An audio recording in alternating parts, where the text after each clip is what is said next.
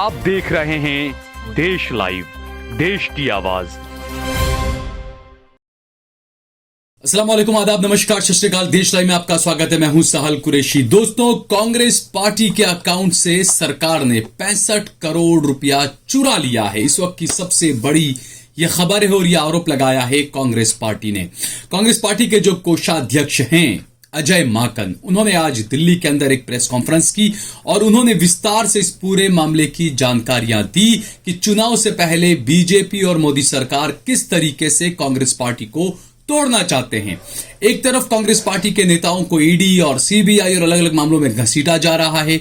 डरा धमकाकर विपक्षी पार्टी के नेताओं को खुद की पार्टी में शामिल किया जा रहा है और अपनी वॉशिंग मशीन में उनको धोकर उन्हें राज्यसभा भेजा जा रहा है। कईयों को भारत रत्न भी दिया जा रहा है। दूसरी तरफ कांग्रेस पार्टी के अकाउंट फ्रीज किए गए थे। यह खबर हमने आपको एक हफ्ते पहले सुनाई थी। तकरीबन 9 अकाउंट जो है वो कांग्रेस पार्टी के एनएसयूआई के सब मिलाकर फ्रीज किए गए थे। यह पूरा मामला है। आपको बताते हैं कि कांग्रेस के कोषाध्यक्ष अजय माकन ने कहा है कि उनके बैंक अकाउंट से 65 करोड़ रुपया मोदी सरकार ने चुरा लिया है। ट्रिब्यूनल ने 21 तारीख को हियरिंग लगाई थी। इस पूरे मामले की जांच जो है वो चल रही थी। 21 तारीख को ट्रिब्यूनल में जो है वो सुनवाई होनी थी, लेकिन उससे एक दिन पहले ही इनकम टैक्स के जो ऑफिसर्स हैं वो अलग अलग बैंकों में गए और बैंक के मैनेजर्स को और कर्मचारियों को कहा कि अगर आपने ये 65 करोड़ रुपया हमें नहीं दिया तो ये पैसों की वसूली हम आपसे करेंगे। बैंक के अधिकारियों को ये धमकी दी गई। ये दावा किया है अजय माकन ने और ये कहा है कि अगर आपने नहीं दिया तो आपसे पर्सनली वसूली की जाएगी और ये पैसा आपको हमें देना होगा। 5 अलग अलग बैंक के अकाउंट से 65 करोड़ 88 लाख रुपए का जो है वो डिमांड ड्राफ्ट के जरिए वसूल कर लिया गया है। पॉलिटिकल पार्टियां जो है वो इनकम टैक्स से एग्जम्प्टेड हैं, यानी कि पॉलिटिकल पार्टी इनकम टैक्स के दायरे से बाहर है। ये कहना है अजय माकन का। उन्होंने कहा है कि बीजेपी को कांग्रेस से कंपेयर करके देख लीजिए, क्या बीजेपी ने इनकम टैक्स भरा है कभी? यह जो है वो सवाल अजय माकन ने उठाया है। उन्होंने कहा है कि हमारे अकाउंट से 142 करोड़ रुपया जो है वो हमें आया था, उसमें 14 लाख रुपया कैश आया था। 14,40,000 रुपया कैश आया था और सिर्फ इतनी सी बात पर हमारी पार्टी पर यानी कि कांग्रेस पार्टी पर अजय माकन कह रहे हैं कि इस बात को लेकर 210 करोड़ रुपए की पेनल्टी जो है वो कांग्रेस पार्टी पर ठोक दी गई थी। यह जो है वो आरोप लगाया गया। उन्होंने कहा कि 31 दिसंबर की जगह पर 2 फरवरी को हमने अकाउंट का डिटेल दिया। हम तकरीबन 40 दिन लेट हुए और उसकी वजह से जो है वो हम पर इतनी बड़ी पेनल्टी लगा दी गई। 210 करोड़ रुपए की पेनल्टी जो है वो लगाई गई है कांग्रेस पार्टी पर।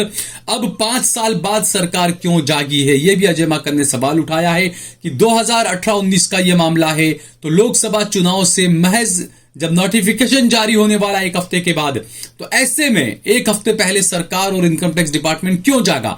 यह मामला 5 साल पुराना है। 5 साल पुराने मामले को आप अब उठाकर इस तरीके से कर रहे हैं, कांग्रेस पार्टी के अकाउंट्स को सीज कर रहे हैं।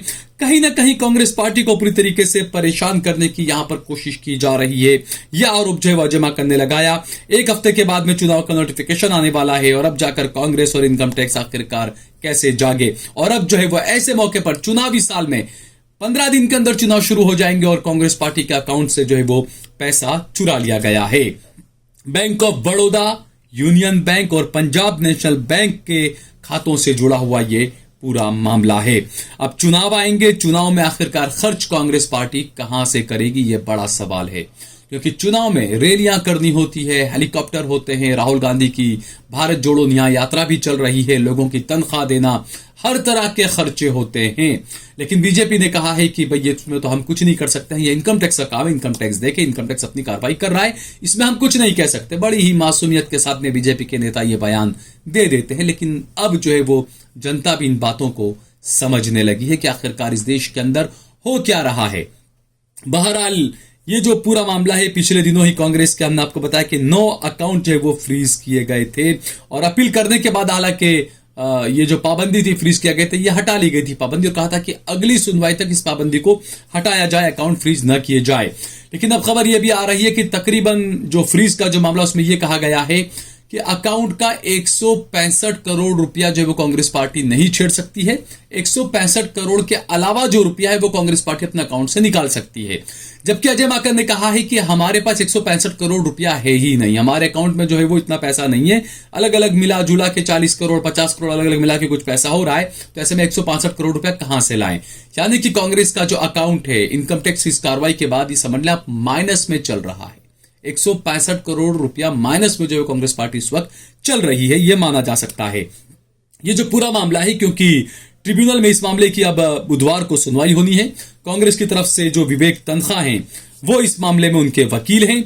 2018-19 से जुड़ा हुआ यह मामला है। 31 दिसंबर तक कांग्रेस को अपना जानकारियां जो इनकम टैक्स को देनी थी, लेकिन इसमें पार्टी ने 40-45 दिन की देरी कर दी। हालांकि 10-15-20 दिन की देरी तो आम लोगों से भी हो ही जाती है, लेकिन चूंकि कांग्रेस पार्टी है इसलिए निशाने पर ज्यादा रहेगी, ये बिल्कुल सही बात है।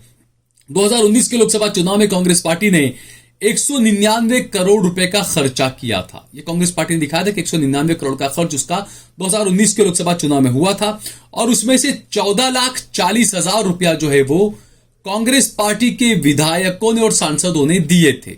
आपने ये खबर भी देखी होगी कि अहमद पटेल के जाने के बाद, अहमद पटेल के इंतकाल के बाद कांग्रेस पार्टी को काफी परेशानियों का सामना करना पड़ा पैसों को लेकर। और उस वक्त ये खबरें आई थी कि कांग्रेस पार्टी ने अपने विधायकों से, अपने सांसदों से कहा है कि वो अपने वेतन में से कुछ पैसा जो है वो कांग्रेस के कोषाध्यक्ष के पास में जमा कराएं, मदद करें कांग्रेस की। तो ऐसे में उस वक्त जो है वो 2019 के लोकसभा चुनाव से पहले कांग्रेस के विधायकों ने और सांसदों ने 14,40,000 रुपया जो है वो कैश में दिया था, और इसी पर जो है वो सवाल उठा, और उसी को लेकर जो है वो 210 करोड़ रुपए की पेनल्टी जो है वो कांग्रेस पार्टी पर लगा दी गई है। कांग्रेस पार्टी की तरफ से यूथ कांग्रेस ने आज दिल्ली के अंदर प्रदर्शन किया। इस जो श्रीनिवास हैं कांग्रेस पार्टी के, बीवी श्रीनिवास, उन्होंने जो है वो प्रदर्शन किया। दिल्ली पुलिस के साथ में हाथापाई भी यहां पर हुई। और बीजेपी तो आप देखें कि खुद ही इलेक्टोरल बॉन्ड के घोटाले में फंसी हुई है। कांग्रेस के पास एक अच्छा मुद्दा था इलेक्टोरल बॉन्ड का, क्योंकि सुप्रीम कोर्ट ने जिस तरीके से जो फैसला सुनाया, एक बड़ा घोटाला जो है वो इलेक्टोरल बॉन्ड का साबित हो रहा है बीजेपी का। तो ऐसे में कांग्रेस को यह होना था कि वो ज्यादा हमलावर होती बीजेपी पर, लेकिन मैं हमेशा कहता हूं कि ये नरेंद्र मोदी और अमित शाह हैं। जब भी इन्हें लगता है कि कहीं बड़ी परेशानी आ रही है, तो ये उस परेशानी का मुकाबला सीधे नहीं करते हैं, ये उस परेशानी के मुकाबले में पैरेलल में एक दूसरी परेशानी खड़ी कर देते हैं। ये हमेशा हुआ है, चाहे कोई भी हो। चाहे मुसलमान अगर कुछ बोल रहे हैं तो ये मुसलमानों में से ही कुछ मुनाफिकों को लाकर मुसलमानों के खिलाफ खड़ा कर देंगे। किसान अगर प्रदर्शन कर रहे हैं तो ये किसानों में से ही, सिखों में से कुछ लोगों को लाकर उनके सामने खड़ा कर देंगे। तो ये इनकी पॉलिसी है। इस पॉलिसी को कांग्रेस पार्टी को, विपक्षी पार्टियों को समझना पड़ेगा कि किस तरीके से ये किसी परेशानी को निपटने की जगह पर उसके सामने पैरेलल में दूसरी परेशानी खड़ी कर देते हैं। जैसे खुद इस बॉन्ड में, चुनावी बॉन्ड में, इलेक्टोरल बॉन्ड में खुद बीजेपी फंसी हुई है, तो ऐसे में जो है कांग्रेस पार्टी को पैरेलल में लाकर खड़ा कर दिया फंड के मामले के अंदर, ताकि कांग्रेस पार्टी खुद जो है वो अपने मामलों को समझने में लग जाए। चुनावी साल में वो बीजेपी पर इस मामले को लेकर निशाना न साध पाए। और जयराम रमेश जो कांग्रेस के नेता है, उन्होंने प्रेस कॉन्फ्रेंस में कहा है कि इस तरीके से डरा धमका कर मोदी सरकार कांग्रेस की आवाज को दबा नहीं सकती है, और अगर जरूरत पड़ी तो हम सुप्रीम कोर्ट भी जाएंगे, ये जयराम रमेश ने कहा है। चुनावी साल में और भी बहुत सारी खबरें आएगी दोस्तों, नजरें बनाए रखें हमारे चैनल पर, आपके अपने चैनल पर देश लाइव पर। इस वीडियो को ज्यादा से ज्यादा शेयर करें, कमेंट करें, लाइक करें। हमने हमारा नंबर भी दिया हुआ है, ज्यादा से ज्यादा हमारा भी समर्थन करें।